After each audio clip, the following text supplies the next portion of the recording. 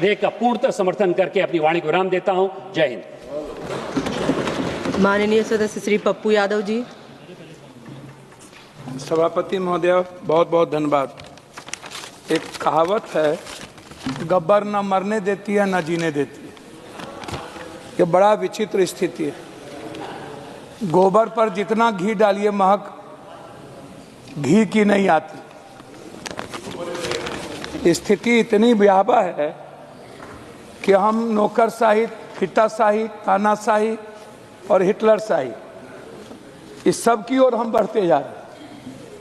अध्यक्ष महोदय, यह बिल यदि किसानों के हित में, मजदूरों के हित में, साहित्यकारों के हित में, पत्रकारों के हित में, युवा जो स्वतंत्र होकर लोकतंत्र की रीढ़ है बचाते हैं, स्वतंत्र भाषा को बोलते हैं, लोकतंत्र को बचाने की बात करते हैं, जिसको हेट स्पीच से जेल भेजा जाता है, किसान को जेल भेजा जाता है गलत तरीके से, ऋण के लोन को लेकर के, अन्य चीज़ों को लेकर के, छोटे छोटे ट्रैक्टर लेने पर युवाओं को भेज दिया जाता है 50,000 रुपये के चलते। छात्र यदि आंदोलन करते हैं उसको भेज दिया जाता है, उस पर केस कर दिया जाता है।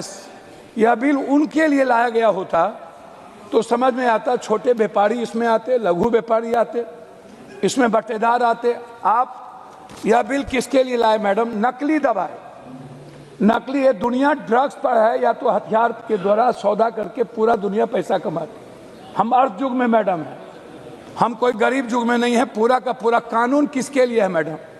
कानून जिसके पास पैसा है, जो दलाल है, जिसके पास पूरी की पूरी साम्राज्य है, कानून आज उसके लिए है। कानून गरीब के लिए नहीं है, कमजोर के लिए नहीं है। कानून जिसके पास पैसे नहीं है उसके लिए मैडम नहीं है। आपने सारी चीजें आपने नौकरशाह को दे दिया, जबकि न्यायपालिका सर्वोच्च है, विधायपालिका उससे ज्यादा सर्वोच्च है, कार्यपालिका बिल्कुल नीचे है।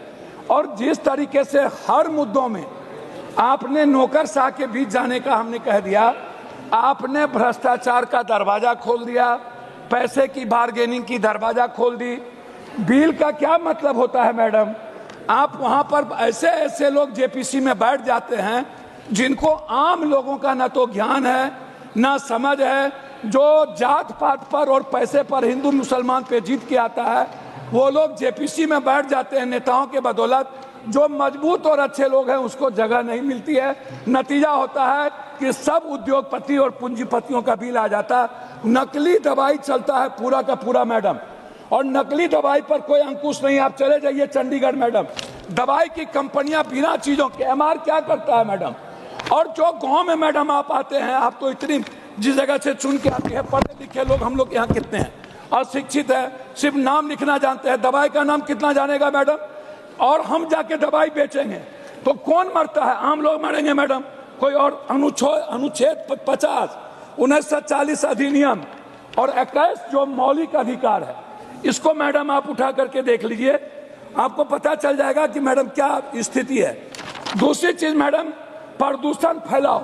ये प्रदूषण फैलाओ कौन फैला रहा है? प्रदूषण फैलाता है जो बड़े लोग हैं, बड़े व्यापार करते हैं, बड़े बड़े कारखाना चलाते हैं, उनको आपने कह दिया है पूरा कि आप पूरा प्रदूषण फैलाओ, महिलाएं मरे, गरीब मरे, सब लोग खत्म हो जाए। सीएजी कैग का जो नियंत्रण महालेखक के आपने दिया है, इसमें एरोलॉजिकल डिफॉल्ट, इसको आपने जुर्माना क्या किया मैडम? नकली दवाई को 5 लाख, हम कमाते हैं अरबों खरबों नकली दवाई बेच के। 5 लाख क्यों मैडम? हम 1 करोड़ दे देंगे, आप उसको 5 लाख का जुर्माना मैडम कर दिए हैं। दलित आदिवासी वंचित समूह के बारे में हम आपसे कहना चाहेंगे मैडम कि आपने कह दिया मैडम जुर्माना, अतिक्रमण मैडम, अभी सरकार आई, पूरा दलित आदिवासी को हटा दो, रोड के बगल में जितनी दुकानें हैं उसको खत्म कर दो। अब आप हमको एक बात बताइए, हम अतिक्रमण दलित का कर लेंगे, आदिवासी का कर लेंगे, उसके घर के आगे हम पूरा कूड़ा डंप कर देंगे और हम जाएंगे थाने में, कुछ जगहों पर हम कहेंगे पैसा लो, चुपचाप रहो, हम जुर्माना भरने को तैयार है, हमने अरबों कमा लिया है मैडम। दूसरी चीज हम आपसे कहना चाहेंगे कि अदालतों अंतिम व्यक्ति जिसकी पहुंच किसी भी कीमत पर पैदान में आम आदमी तक नहीं है, उसके तक नहीं है, अदालत के अलावा दूसरा महिला सुरक्षा और नागरिक गरिमा की बात हम करना चाहेंगे। सबसे ज्यादा आज प्रताड़ित हमारी बेटियां हैं सर, चाहे वो हिंसा घरेलू हो, हिंसा बाहर हो, और वो परेशान होती है। सार्वजनिक स्थलों पर आपने दिया है गंदगी अभद्रता, और उसमें आपने लिख दिया है स्वच्छ और सुरक्षित वातावरण, जबकि 21 के तहत आता है।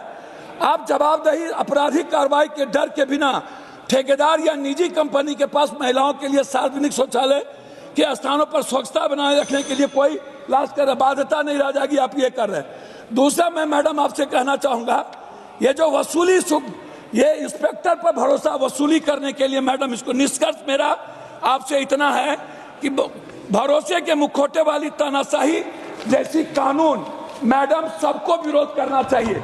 न्यायपालिका का, विधायपालिका का रेस्पेक्ट घटता जा रहा है। मैडम, अंतिम में मेरा एक रिक्वेस्ट है, हम बोल रहे हैं 353 की धारा को आप लड़िए, आपके राज्य में आप धरना दीजिए, आपको जेल भेज देगा। 353 में हर नेता को जेल भेज दो, आचार संहिता में जेल भेज दो, एसपी दो जेल भेज दो, टाइम केस हो जेल भेज दो। तो विधायक, जब हम लोगों को 353 में आप जेल भेज रहे हैं, बेटियों को, बच्चों को स्कूल में आंदोलन करता है जेल भेज रहे हैं, और करोड़पति अरबपति को दलालों से मिलकर हिंदुस्तान को खत्म कर दो, और पूंजीपति और उद्योगपति की सरकार मन में चलाओ। नकली दवा की आजादी कर दो, डॉक्टर को नकली दवा लिखने की आजादी कर दो, पूरा अधिकार उद्योगपति को दो। हिंदुस्तान की आत्मा गरीब, मजदूर, किसान, बेटियां, युवा और छात्रों के लिए इस कानून में कुछ नहीं है। इसलिए ये दलित आदिवासी विरोधी ये बिल है, इस बिल को रोकना चाहिए और इस बिल को पास नहीं देना चाहिए, मैं आग्रह करूंगा। बहुत बहुत धन्यवाद। माननीय सदस्य श्री हनुमान बेनीवाल जी।